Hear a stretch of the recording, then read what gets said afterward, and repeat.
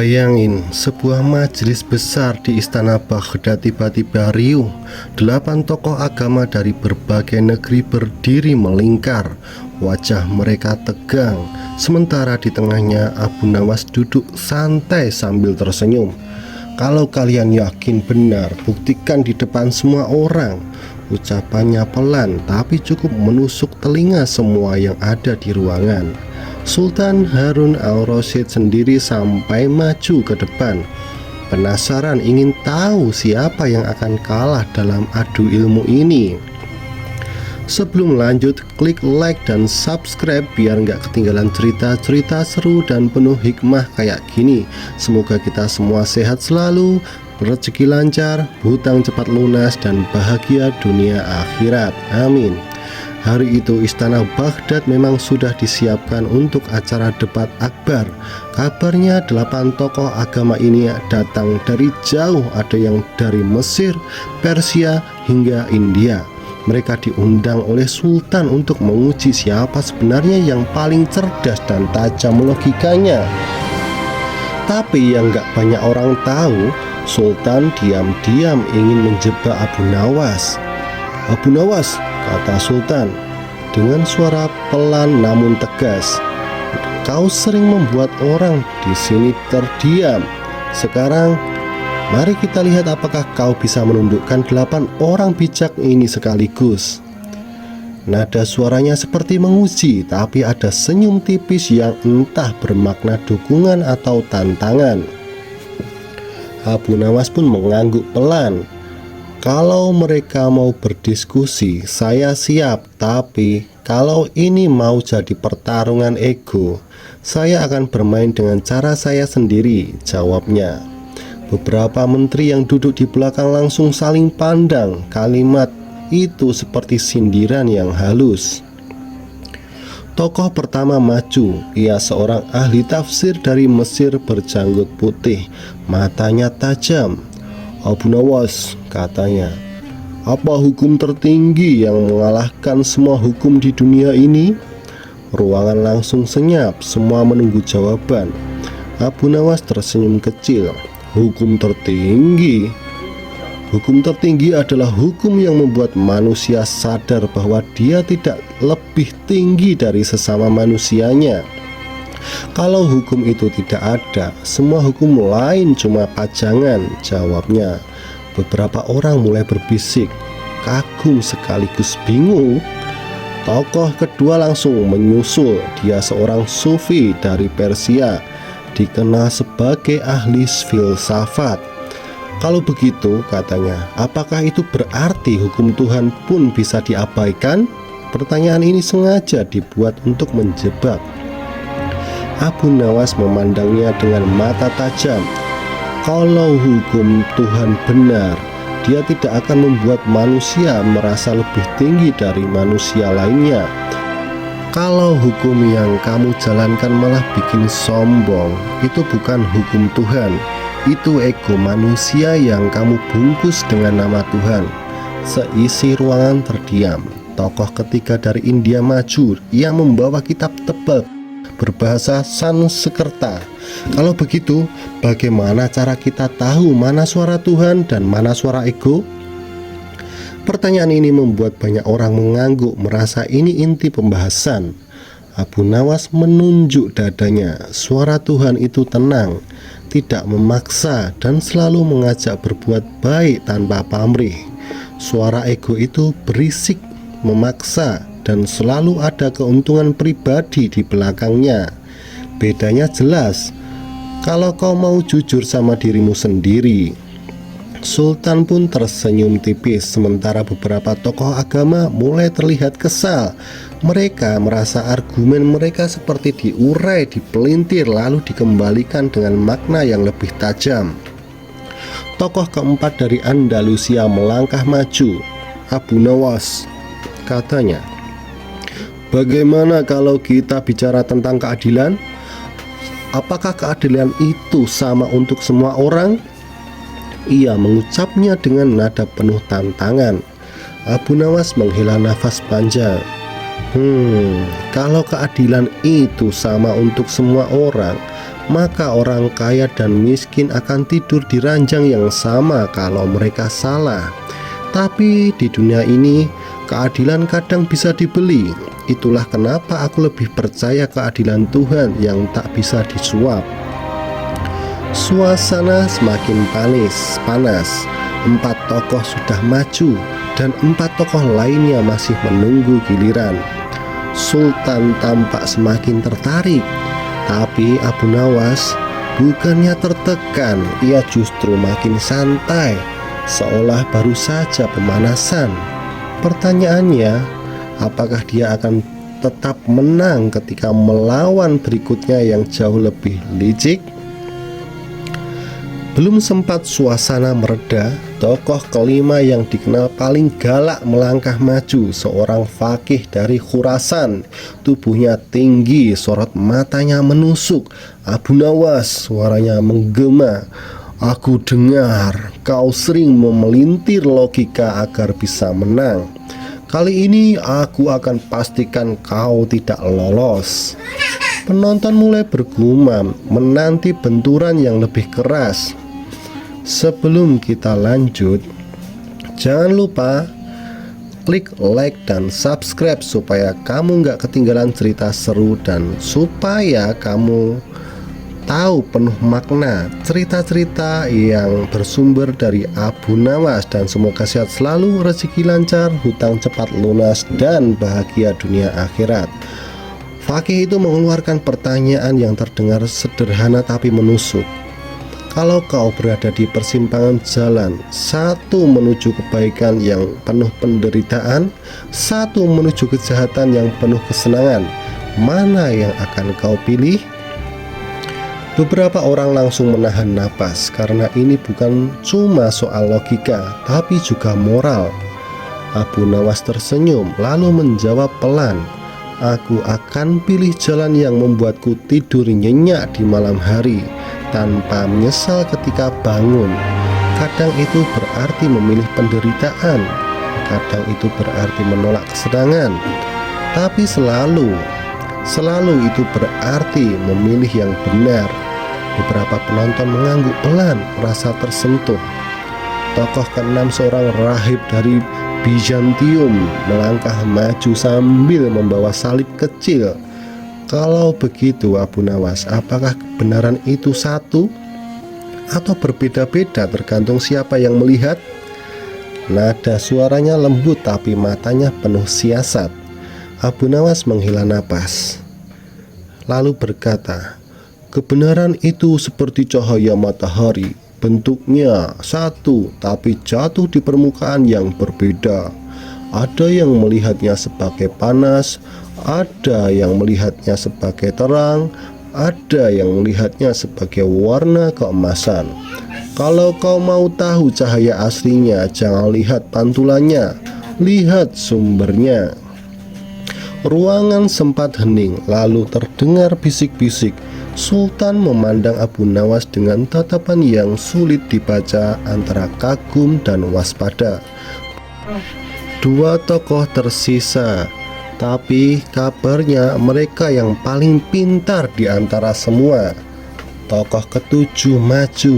Ia seorang pendeta tua dari India Selatan, terkenal pandai memutar kata.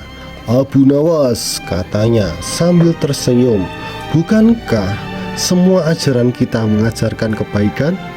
Kalau begitu, kenapa ada perbedaan? Pertanyaan ini dibuat agar jawaban Abu Nawas bisa menyerang satu pihak dan membuatnya jatuh.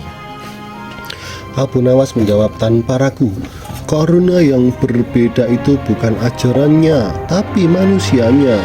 Ajarannya adalah air jernih dari sumber, tapi manusia menciduknya dengan bejana yang berbeda-beda. Ada yang bersih, ada yang kotor. Kalau ingin airnya jernih, bersihkan dulu bejanamu. Tepuk tangan kecil terdengar dari sudut ruangan, tapi sebagian tokoh agama mulai gelisah. Mereka merasa Abu Nawas tidak hanya mengalahkan argumen, tapi juga membuka aib cara berpikir mereka. Tinggal tokoh ke-8, seorang lelaki berwajah teduh tapi terkenal sangat pintar. Ia tidak langsung bertanya, tapi malah berjalan mengelilingi Abu Nawas, menatapnya dari berbagai arah. "Aku tidak akan bertanya soal hukum, kebenaran, atau keadilan," katanya. "Aku akan bertanya soal dirimu, wahai Abu Nawas. Kalau semua orang menganggapmu pintar, tapi Tuhan menganggapmu bodoh, kau akan tetap bicara di depan orang atau kau akan diam?" Ruangan seolah membeku. Pertanyaan ini seperti jebakan psikologis. Abu Nawas tersenyum tipis. "Kalau Tuhan menganggapku bodoh, maka aku akan belajar sampai Tuhan tersenyum melihatku. Tapi aku tidak akan diam, karena mungkin kata-kataku bermanfaat untuk orang yang lebih bodoh dariku. Diam tidak selalu berarti bijak, kadang itu cuma takut." Beberapa orang langsung bersorak kecil. Tokoh ke-8 mengangkat alis, menyadari bahwa jebakannya gagal. Tapi ia belum selesai. Ia menyimpan satu jurus pamungkas yang katanya bisa menjatuhkan siapapun, bahkan yang paling pintar. Sultan menepuk tangannya, memanggil semua tokoh untuk duduk kembali. "Sekarang," kata Sultan dengan kata penuh intrik, "kita akan masuk ke ronde terakhir, di mana kalian semua boleh bertanya sekaligus, dan Abu Nawas harus menjawab dalam satu kalimat." Semua orang menegang. Inilah momen yang bisa membuat Abu Nawas benar-benar jatuh. Bisa membuat Abu Nawas benar-benar jatuh. Apakah mungkin atau jadi legenda? "Baiklah," suara Sultan bergema. 8 tokoh ini boleh bertanya sekaligus, dan kau harus menjawab dengan satu kalimat saja. Semua mata langsung tertuju pada Abu Nawas. Di meja depan 8 tokoh agama saling pandang tersenyum licik. Mereka tahu ini kesempatan terakhir untuk menjatuhkan Abu Nawas. Sebelum kita lanjut, klik like dan subscribe. Tokoh pertama dari Mesir langsung memulai. "Apa hukum yang paling kuat di dunia?" Tokoh kedua dari Persia menyambung, "Apakah hukum Tuhan bisa kalah?" Tokoh ketiga dari India ikut memotong, "Bagaimana membedakan suara Tuhan dan ego?" Pertanyaan datang seperti anak panah yang beruntun. Tokoh keempat dari Andalusia menimpali, "Apakah keadilan berlaku sama untuk semua orang?" Lalu tokoh kelima dari Khurasan menekan, "Kebaikan dengan penderitaan atau kejahatan dengan kesenangan?" Semua seperti kompak menembak dari segala arah. Tokoh keenam dari Bizantium menyerang, "Apakah kebenaran itu satu atau berbeda-beda?" Tokoh ketujuh dari India Selatan melanjutkan, "Kalau semua ajaran mengajarkan kebaikan, kenapa berbeda?" Dan terakhir, tokoh ke-8 berbisik, "Kalau Tuhan menganggapmu bodoh, apa yang akan kau lakukan?" Suasana ruangan mendadak panas. Para penonton berdesak-desakan, penasaran apakah Abu Nawas bisa menyatukan semua jawaban itu dalam satu kalimat. Sultan sendiri memandang serius tanpa senyum. Abu Nawas memejamkan mata sebentar. Tangannya diletakkan di atas lutut. Tubuhnya tegap, napasnya tenang. Semua orang menahan diri, bahkan desahan pun tak terdengar. Lalu dengan suara pelan tapi tegas ia berkata, "Hukum tertinggi, kebenaran sejati, dan keadilan yang adil hanya ada pada hati yang bersih, yang mau belajar dari siapapun dan tidak menganggap dirinya lebih dari manusia lain." Sejenak keheningan menggantung di udara. Tidak ada yang berbicara, tidak ada yang bergerak. Kata-kata itu seperti masuk ke telinga dan langsung menancap ke hati. Tokoh dari Mesir mencoba memprotes, tapi itu bukan jawaban semua pertanyaan. Abu Nawas tersenyum kecil.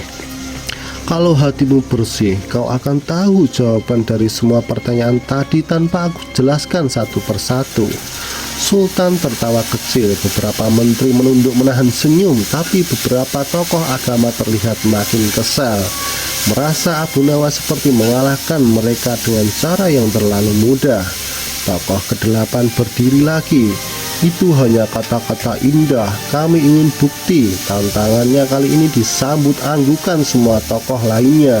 Mereka sepakat, Abu Nawas harus diuji bukan dengan debat, tapi dengan tindakan. Sultan memandang Abu Nawas, baiklah, kalau begitu aku akan memberi sebuah ujian yang tidak bisa kau jawab dengan kata-kata. Senyumnya tipis, misterius, seperti menyembunyikan sesuatu yang besar. Abu Nawas pun mengangguk. Kalau itu adil, aku siap. Tapi dalam hati ia tahu kali ini medan tempurnya akan berbeda. Bukan sekedar adu logika, ini mungkin akan menyentuh sisi hidupnya yang paling rapuh. Sultan pun berdiri dari singgasananya. Besok pagi kau akan berhadapan dengan ujian yang sama yang akan kami berikan pada 8 tokoh ini. Siapa yang lulus, dialah yang berhak disebut manusia paling bijaksana di Baghdad. Semua mata menatap Abu Nawas. Besok adalah hari penentuan. Fajar belum sempurna merekah, tapi halaman istana sudah ramai. Abu Nawas berdiri di antara 8 tokoh agama yang kemarin menantangnya. Di hadapan mereka, Sultan Harun al-Rasyid duduk di kursi tinggi, memegang sebuah gulungan kain merah. Inilah ujian kalian, ucapnya, suaranya menggema di udara pagi yang dingin. Sebelum kita mulai, langsung saja kita lanjutkan. Sultan membuka gulungan kain merah itu. Di dalamnya ada sebuah kunci emas. Kunci ini akan membuka sebuah kotak di ruang rahasia istana. Di dalam kotak itu ada sesuatu yang sangat berharga. Siapa yang bisa membawanya ke sini sebelum matahari tepat di atas kepala, dialah pemenangnya. Tokoh dari Mesir bertanya, kalau kunci ini satu, bagaimana kami semua membukanya?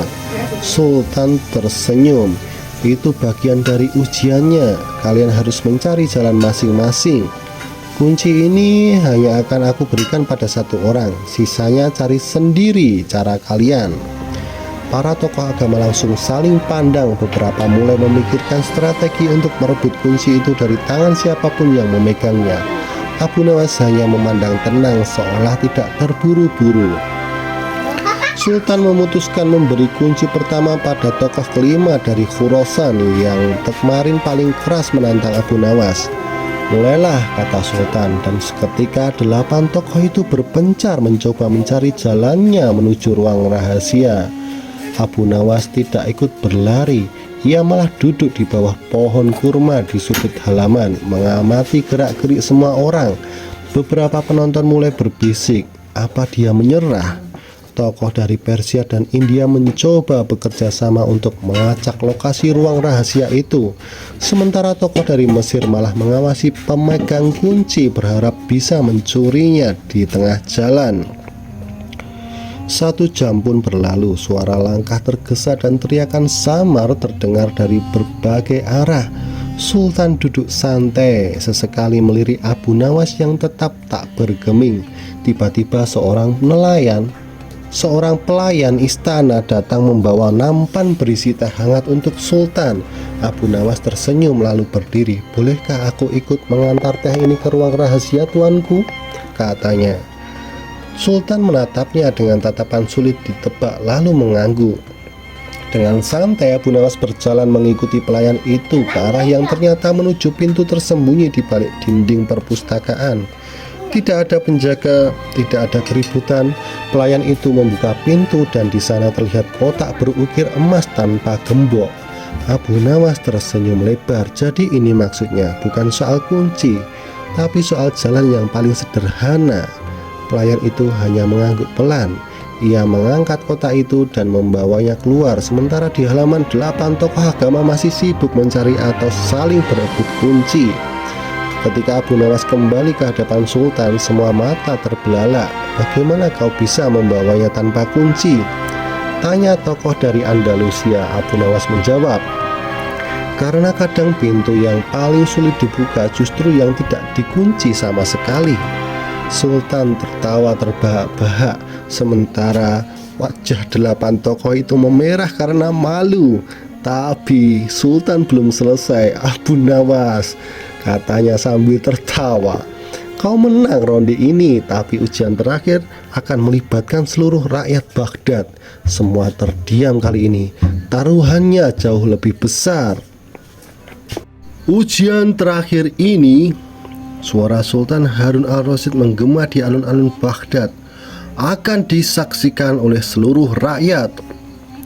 Abu Nawas berdiri di tengah panggung kayu bersama 8 tokoh agama yang kemarin menantangnya.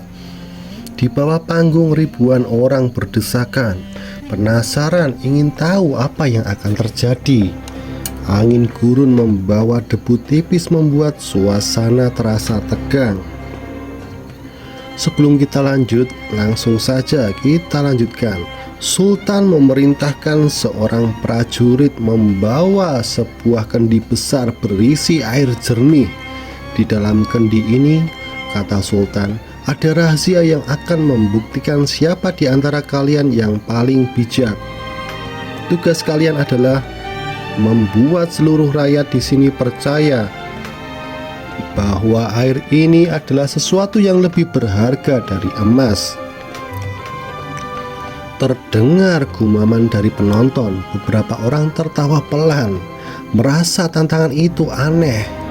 Tapi Sultan hanya tersenyum, matanya memandang tajam pada setiap peserta. Tokoh pertama dari Mesir maju. Ia mulai berkhotbah panjang tentang kesucian air dalam agama. Kata-katanya indah, tapi wajah rakyat tetap datar, tidak ada yang benar-benar tergerak. Tokoh kedua dari Persia mencoba dengan filsafat. Ia bicara tentang air sebagai sumber kehidupan dan kebenaran. Beberapa penonton mengangguk sopan, tapi jelas mereka hanya menghargai kata-kata, bukan mempercayai niatnya. Satu persatu tokoh agama maju menggunakan cerita, perumpamaan, bahkan doa panjang, namun hasilnya sama. Rakyat mendengarkan, tapi tak ada yang mau bersuara mengakui bahwa air itu lebih berharga dari emas. Akhirnya giliran Abu Nawas tiba.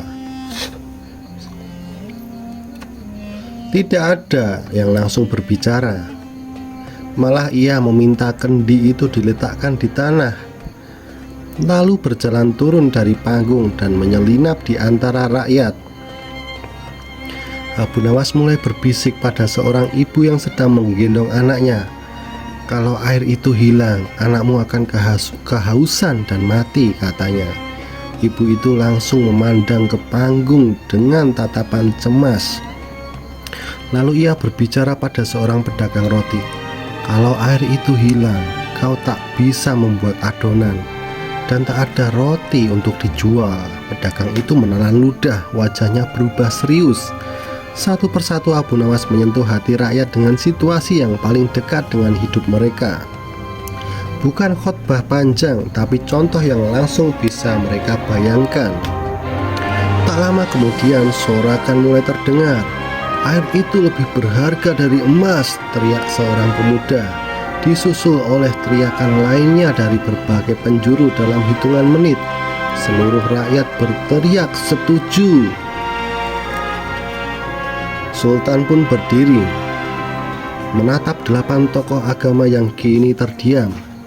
Lihatlah, bukan kata-kata yang indah yang membuat orang percaya, tapi kemampuan menyentuh hati mereka. Abu Nawas hanya tersenyum. Ilmu itu penting, tuanku, tapi kalau kau tidak bisa dibawa ke hati orang banyak, ia hanya akan jadi hiasan di rak. Sorak-sorai rakyat memenuhi alun-alun.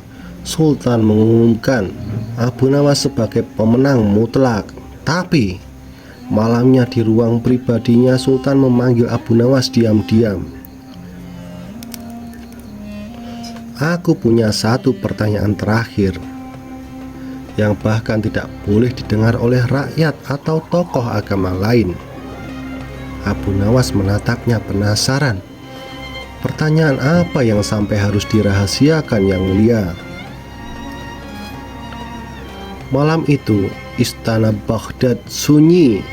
Hanya suara langkah prajurit yang terdengar di lorong panjang menuju ruang pribadi Sultan Harun al-Rasyid.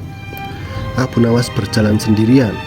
Bayangan tubuhnya memanjang di lantai marmer. Ia tahu pertanyaan yang akan ia dengar malam ini bukan pertanyaan biasa.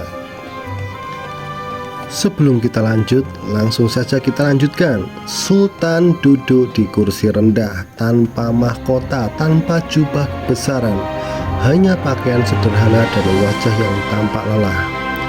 Abu Nawas, katanya pelan, aku ingin bertanya, bukan sebagai sultan, tapi sebagai manusia. Abu Nawas pun mengangguk, duduk bersila di hadapan sultan. Kalau itu dari hati, maka aku akan menjawab dari hati pula, katanya. Sultan menatap ke arah jendela, ke langit Baghdad yang dipenuhi bintang. Aku sudah memerintah bertahun-tahun, tapi semakin lama aku merasa semakin sulit membedakan mana yang aku lakukan demi rakyat dan mana yang aku lakukan demi diriku sendiri. Abu Nawas terdiam, membiarkan kata-kata itu menggantung di udara. Ia tahu ini bukan soal politik, tapi soal beban batin yang hanya dirasakan oleh orang yang punya kekuasaan besar. Aku punya harta, pasukan, dan pengaruh, lanjut Sultan. Tapi aku takut suatu hari Tuhan melihatku bukan sebagai pemimpin yang adil, melainkan sebagai penguasa yang rakus.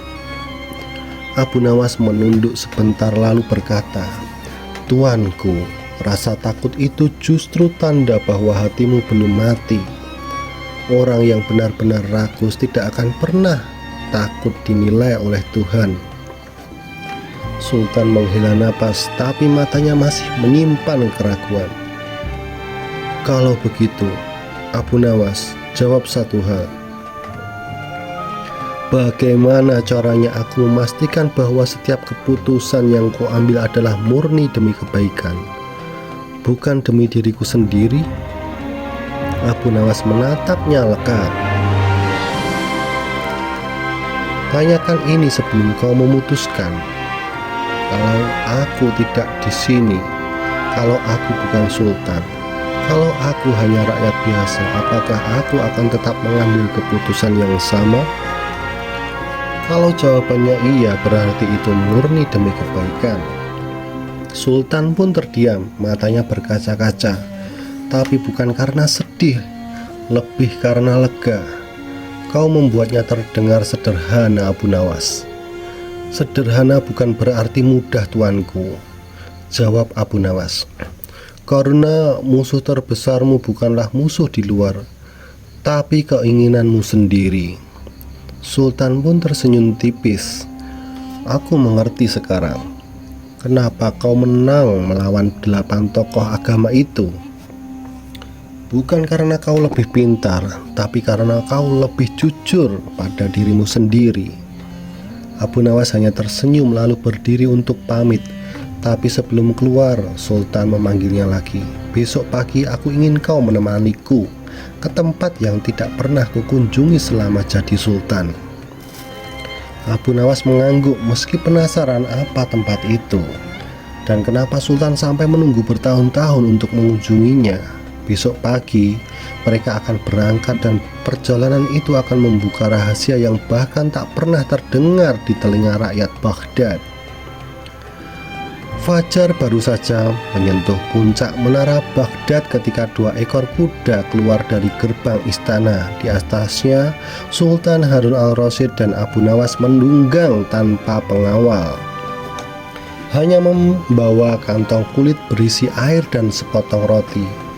Jalanan masih sepi, tapi arah yang mereka tuju bukan ke pasar atau masjid, melainkan keluar kota menuju daerah yang jarang dikunjungi. Sepanjang perjalanan, Sultan tidak banyak bicara. Sesekali ia menoleh pada Abu Nawas, seolah ingin memastikan sahabatnya itu mengerti betapa pentingnya tujuan hari ini. Setelah hampir 1 jam berkuda, Mereka tiba di sebuah desa terpencil.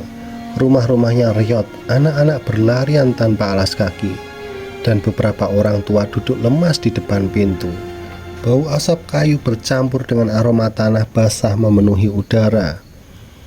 Sultan turun dari kudanya, menatap sekeliling dengan mata yang jarang dilihat rakyatnya.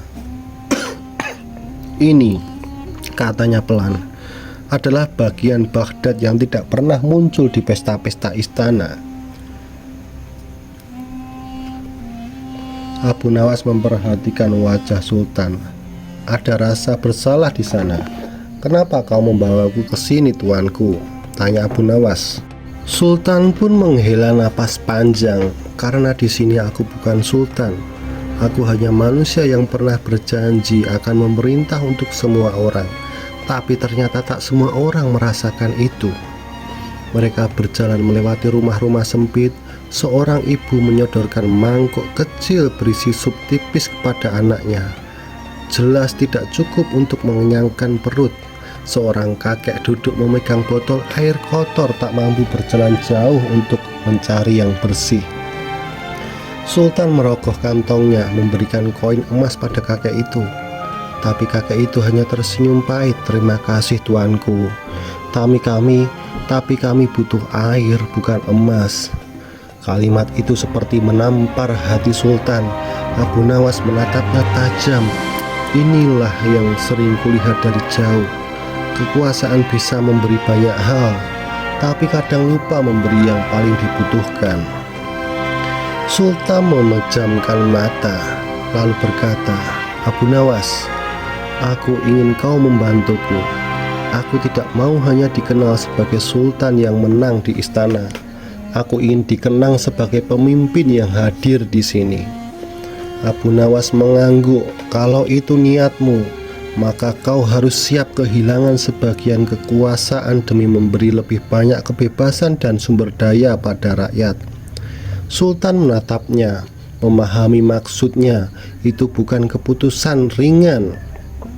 Mereka duduk di bawah pohon kurma, membagi roti dan air yang mereka bawa pada anak-anak desa. Senyum polos anak-anak itu menjadi pemandangan yang tak pernah Sultan lihat di ruang takhtanya. "Besok," kata Sultan pelan, "aku akan memanggil 8 tokoh agama itu ke sini. Aku ingin mereka melihat sendiri sebelum aku membuat keputusan yang akan mengguncang seluruh Baghdad."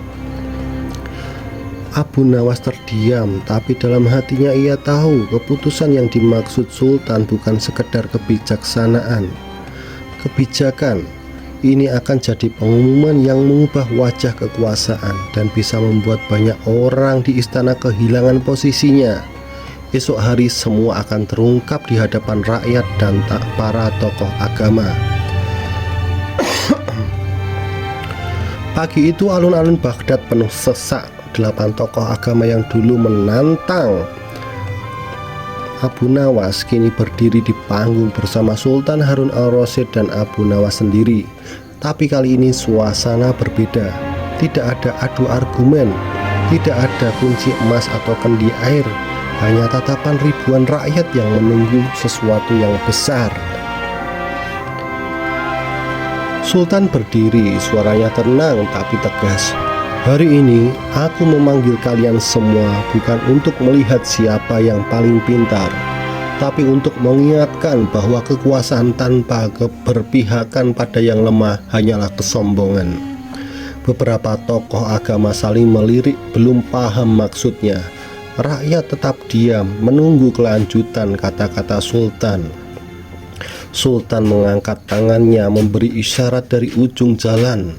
Rombongan warga desa miskin yang kemarin ia kunjungi masuk ke alun-alun.